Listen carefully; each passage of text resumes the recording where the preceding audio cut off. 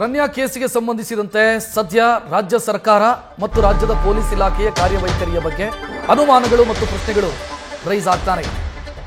ಜೆಡಿಎಸ್ನ ಶಾಸಕಾಂಗ ಪಕ್ಷದ ನಾಯಕ ಇದರ ಬಗ್ಗೆ ಮಾತನಾಡಿದ್ದಾರೆ.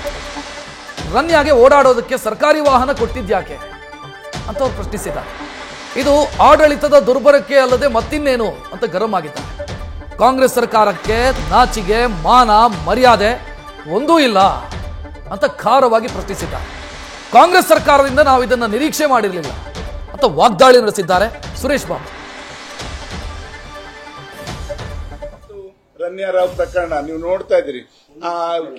ಹಲವಾರು ಸರಿ ದುಬೈಗೆ ಹೋಗಿ ಅಂತಾರಾಷ್ಟ್ರೀಯ ವಿಮಾನಗಳಲ್ಲಿ ಪ್ರಯಾಣ ಮಾಡಿ ಇವತ್ತು ಹಲವಾರು ಸರಿ ಈ ತರ ಎಷ್ಟು ವರ್ಷದಿಂದ ಇದು ನಡೀತಾ ಇದೆ. ಯಾಕೆ ಕಣ್ಣು ಮುಚ್ಕೊಂಡು ಕೂತಿದ್ದಾರೆ? ಅವ್ರ ತಂದೆ ಒಬ್ರು IPS ಆಫೀಸರ್ ಅಂತ ರಾಮಚಂದ್ರ ರಾವ್ ಮಗಳು ಅಂತಕ್ಕಂಥ ದೃಷ್ಟಿಯಿಂದ ಏನಾದ್ರು ಬಿಟ್ಟು ಆಕೆಗೆ ಎಲ್ಲಾ ರೀತಿಯ ರಕ್ಷಣೆ, ಗವರ್ಮೆಂಟ್ ಕಾರ್ನ ಆಕೆಗೆ ಓಡಾಡ್ಲಿಕ್ಕೆ ಕೊಟ್ಟಂತದ್ದು, ಒಬ್ಬ ಪೊಲೀಸ್ನು ಕೂಡ ಸೆಕ್ಯೂರಿಟಿಗೆ ಬಂದಂತ ಸಂದರ್ಭದಲ್ಲಿ ಆಕೆನ ಕರ್ಕೊಂಡು ಹೋಗ್ಲಿಕ್ಕೆ ವ್ಯವಸ್ಥೆ ಮಾಡಿರ್ತಕ್ಕಂಥದ್ದು.